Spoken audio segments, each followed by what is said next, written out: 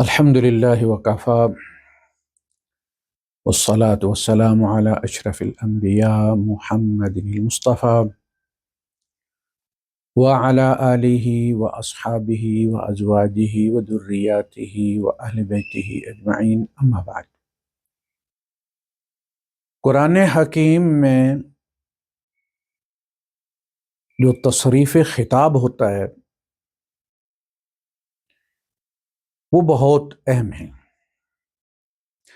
اور جو بندہ اس کو سمجھتا نہیں ہے اس کے دل و دماغ میں عجیب سے وساوس بھی پیدا ہوتے ہیں، سوالات بھی اٹھتے ہیں، شکوک و شبہات پیدا ہوتے ہیں، اور بعض کو اعتراضات ہوتے ہیں۔ لیکن جو قرآن حکیم کے اسلوب کو سمجھتے ہیں انہیں کبھی کوئی مسئلہ نہیں ہوتا۔ مثلاً ابھی ایک بحث چل رہی تھی کہ اللہ پاک فرماتا ہے کہ یہ رسول کریم کا قول ہے، یہ لقول رسول کریم۔ یہاں رسول کریم سے مراد جبرائیل امین، نبی کریم صلی اللہ علیہ وسلم نے کبھی بھی اپنا قول قرآن حکیم میں داخل اور شامل کرنے کی کوشش نہیں فرمائی۔ تفسیری انداز میں بھی اللہ کے قول کے بعد اپنا قول بریکٹس میں کبھی نہیں ڈالا، اس لیے کہ اگر وہ بریکٹ میں داخل ہو کے بھی قرآن میں داخل ہو گیا تو گویا نبی کریم صلی اللہ علیہ وسلم نے بڑی جسارت کر دی۔ اللہ پاک ارشاد فرماتا ہے کہ وَلَوْ تَقَوَّلَ عَلَيْنَا بَعْضَ الْأَقَاوِيلِ، اگر نبی کوئی چیز، کوئی قول ہماری طرف سے شامل کرنا چاہیں، یعنی اپنا قول ہماری بات بنا کر قرآن کریم میں داخل کرنا چاہیں، کلام اللہ اس کو بنانا چاہیں، لَأَخَذْنَاهُ بِالْيَمِينِ، تو یقیناً ہم ان کو دائیں ہاتھ سے پکڑیں گے، ثُمَّ لَقَطَعْنَا مِنْهُ الْوَتِينَ، پھر ہم ان کی رگیں جاں کاٹ کر رکھ دیں گے۔ تو آپ اندازہ کر لیں کہ اللہ پاک نبی کریم صلی اللہ علیہ وسلم کے قول کے قرآن کریم میں داخل ہونے کے احتمال پر بھی کتنی شدید وارننگ دے رہا ہے، اور صدقے ان مفسرین کے کہ قسم قسم کی کہانیاں اٹھا کے انہوں نے قرآن بنا دی ہیں۔ ہمارے یہاں تو چلو اردو ترجمہ ہے نا، اور اردو تفاسیر ہیں، اپن ٹریجڈی وہ دیکھیں کہ عربی میں جو تفاسیر لکھی گئی ہیں اندر بھی عربی ہے، حاشیہ بھی عربی ہے، اوٹ پٹانگ روایت ہے، قرآن میں داخل کر دی گئی۔ نبی کریم صلی اللہ علیہ وسلم نے اس پیج پر، اس ورق پر جس پر قرآن لکھا ہوا تھا، وہاں کوئی حاشیہ لگا کے بھی اپنا قول داخل نہیں کیا، اس لیے کہ قرآن خود بین ہے، واضح ہے۔ اس سے آسان بات کوئی کر نہیں سکتا، یعنی یا نبی چونکہ میں خدا ہوں اور میرا جو ہے وہ علم بے انتہا ہے، لہذا میں ایک بات کر رہا ہوں شاید انسانوں کی سمجھ میں نہ آئے، اور آپ چونکہ انسان ہیں لہذا آپ اس کو سلیس کر کے بیان کر دیجیے۔ نہیں، وَلَقَدْ يَسَّرْنَا الْقُرْآنَ لِلذِّكْرِ، نصیحت کے لیے ہم نے قرآن حکیم کو نہایت آسان کر دیا ہے، اونٹ چرانے والا بھی ہماری بات کو، ہماری مثال کو سمجھ رہا ہے، تمہیں اس میں کوئی میٹھا ڈالنے کی ضرورت نہیں، کوئی تڑکا لگانے کی ضرورت نہیں، کوئی مسالہ لگانے کی ضرورت نہیں۔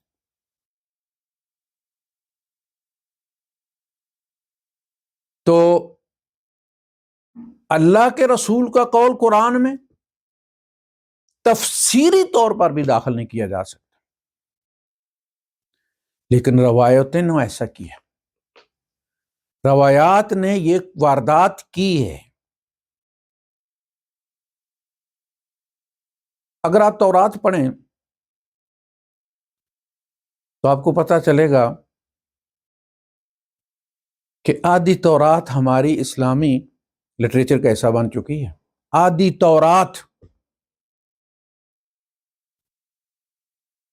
تفاسیر کے ذریعے، روایات کے ذریعے اس کو مسلمانوں کا عقیدہ بنا دیا گیا.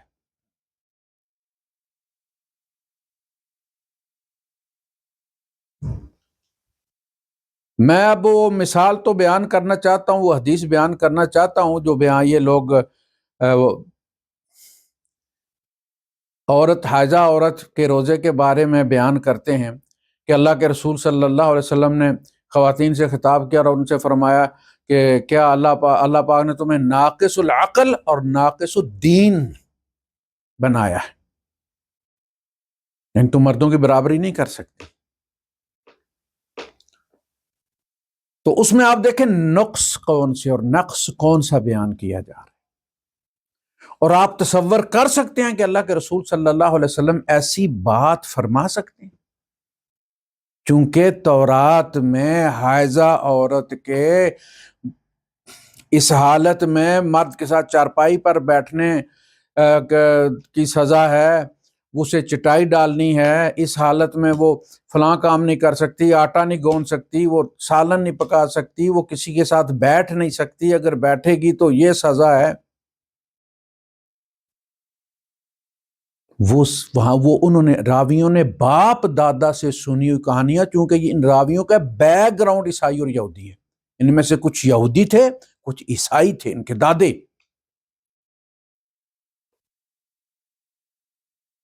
تو وہ جو سنی سنائی باتیں جیسے ہم اپنی دادیوں سے سنتے تھے انہوں نے بھی سنی اور پھر ان کو اسلام میں گھسا دیا. اب آپ بتائیے کہ ایام میں اللہ پاک نے عورت کو منع کیا، جب شرط لگائے نا طہارت کی، وَإِن كُنتُمْ جُنُبًا فَطَّهِّرُوا، اگر تم حالت جنابت میں ہو تو پاک ہو جاؤ. عورت کی حالت حالت جنابت کی ہوتی ہے، یہ کوئی نہ اتنا بڑا جرم ہے نہ اتنی بڑی گندگی ہے،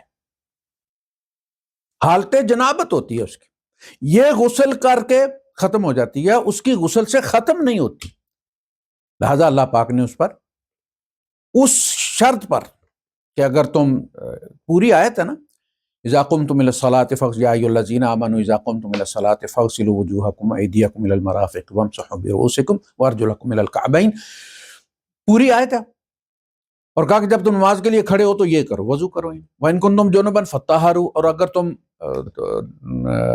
جنبی حالت میں ہو، جنابت میں ہو، جنابت لاحق ہو گئی ہے، وہ کسی طریقے سے بھی، احتلام سے بھی، ازدواجی تعلق سے بھی، تو پھر غسل کرو. اب چونکہ اسے غسل کر کے بھی اس حالت میں جب تک وہ کلین نہ ہو جائے، جب تک وہ خشک نہ ہو جائے، تب تک اسے غسل بھی جو ہے وہ فائدہ نہیں دیتا طہارت کے لیے. تو اللہ پاک نے کیا کیا، رمضان میں اس پر نماز معاف کر دی. اگر روزہ مانا ہوتا روزہ بھی معاف ہوتا.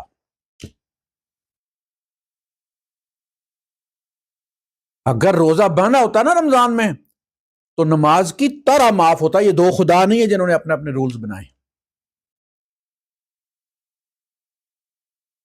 پھر بعد میں رکھوانے کا کیا، 4 سال کے جڑ جاتے ہیں ان کے پاس، ابھی بھی ان کو افراتفری پڑی ہوئی ہے. شعبان کے آخری حصے میں جناب وہ دبا دب پورے کرنے کی کوشش کریں گے تو آدھے تو مغروں لے جانا. عورت نماز نہ پڑھ کے اللہ کا حکم پورا کر رہی ہے، اللہ کی اطاعت کر رہی ہے، یہ دین کا نقص ہے. مرد نماز پڑھ کے اللہ کی اطاعت کر رہا ہے اور اجر پا رہا ہے.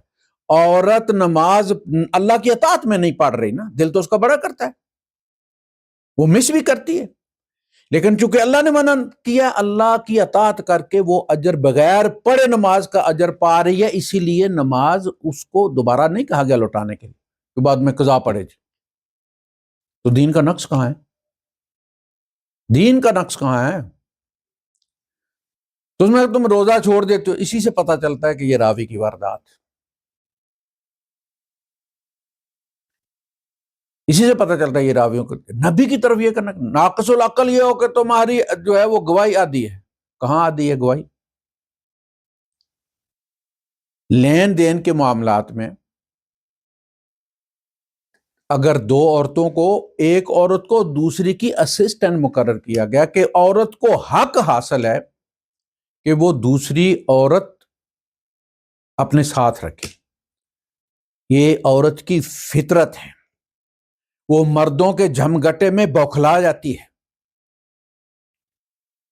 لہذا فرمایا کہ وہ اس کو دو، تاکہ ان میں سے ایک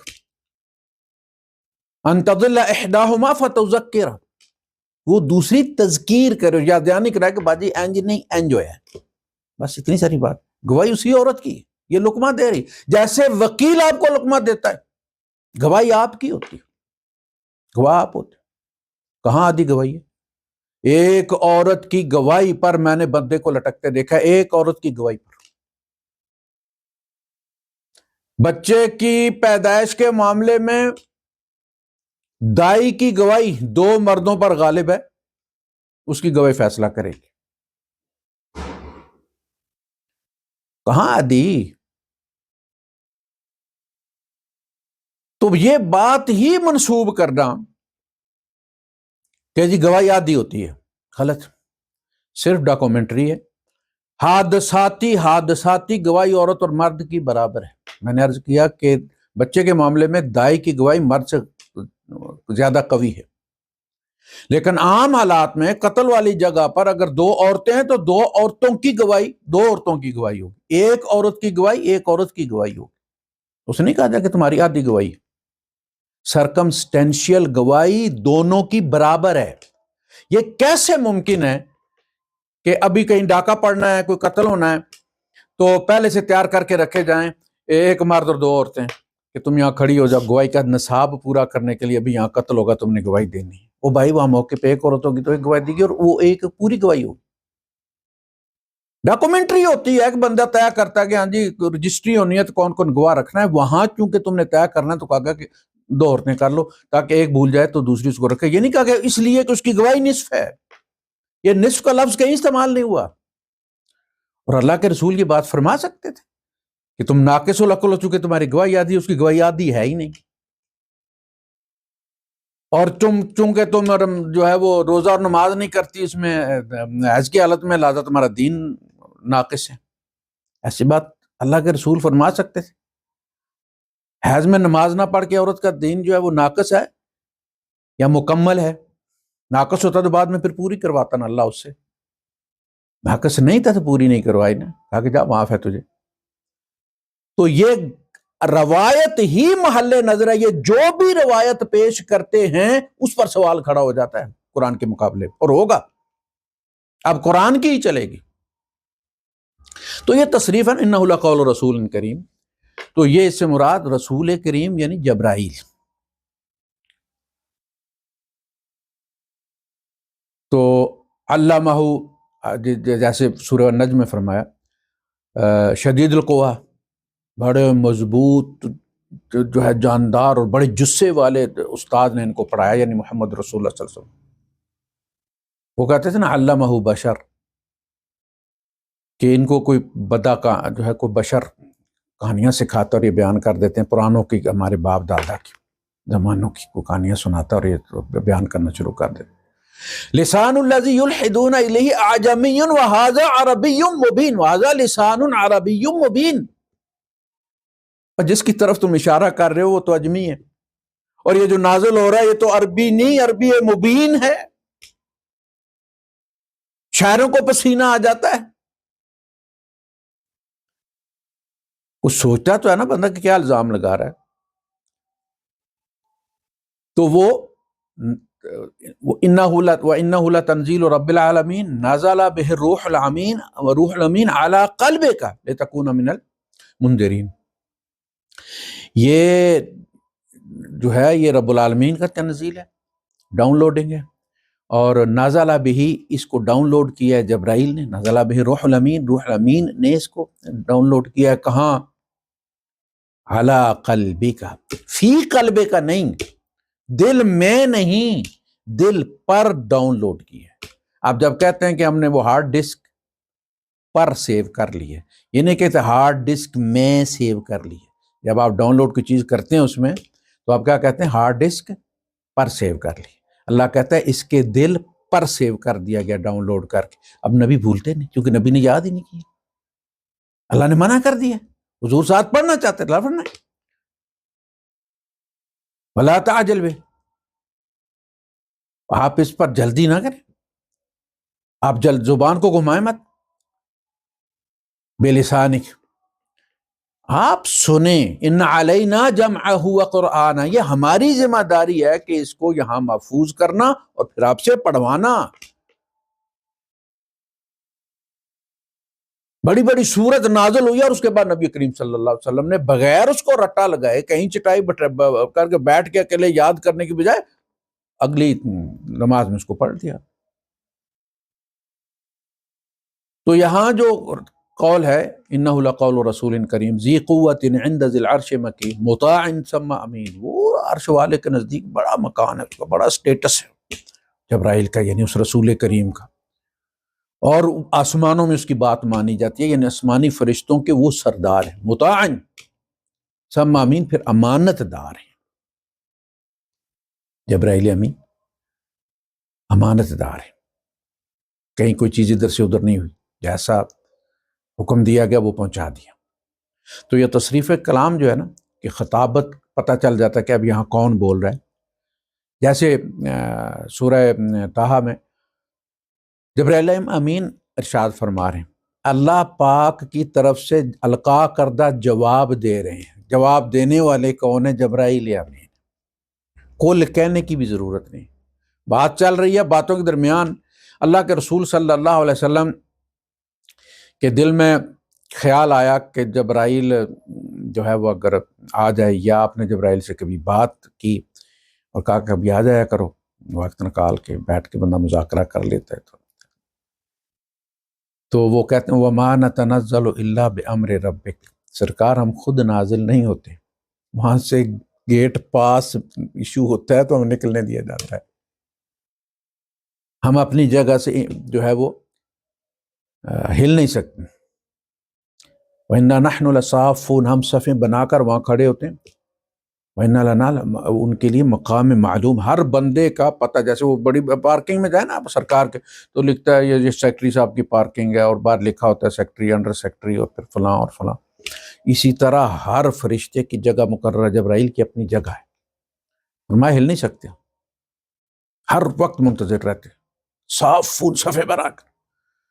وَمَا نَتَنَزَّلُ إِلَّا بِأَمْرِ رَبِّكَ، ہم آپ کے رب کے حکم کے، اپنی مرضی سے نہیں کہ موڈ ہوا تو چلو بھائی چلتے ہیں. ہر لحظہ حکم کا وہاں انتظار رہتا ہے، نظریں اٹھی رہتی ہیں. لَهُ مَا بَيْنَ أَيْدِينَا وَمَا خَلْفَنَا وَمَا بَيْنَ ذَلِكَ، اسی کا آگے پیچھے اور جو اس کے درمیان اسی کی نگرانی ہے، اسی کا امر ہے. وَمَا كَانَ رَبُّكَ نَسِيًّا، اور اے نبی آپ کا رب بھولتا نہیں ہے، اس نے ہمیں جس موقع پر بھیجنا ہے اس موقع پر بھیج دیتا ہے. یعنی ایسا نہیں کہ وہ بھول گئے اور پھر کہا او فلاں کی طرف جانا تھا، گئے نہیں تم ابھی، نہیں. وَمَا كَانَ رَبُّكَ نَسِيًّا لا يضل ربی ولا ينسى، میرا رب نہ بھولتا ہے نہ چوکتا ہے. وہاں لہو ما بین ایدینا وما خلفنا وما بین ذالک وما کان ربک نسیا، آپ کا رب بھولنے والا نہیں، جب ضرورت ہوتی ہے حکم ہو جاتا ہم آ جاتے. تو یہ تصریف کلام جو ہے وہ سمجھنا بہت ضروری ہوتا ہے. وآخر دعوانا الحمد للہ رب العالمین.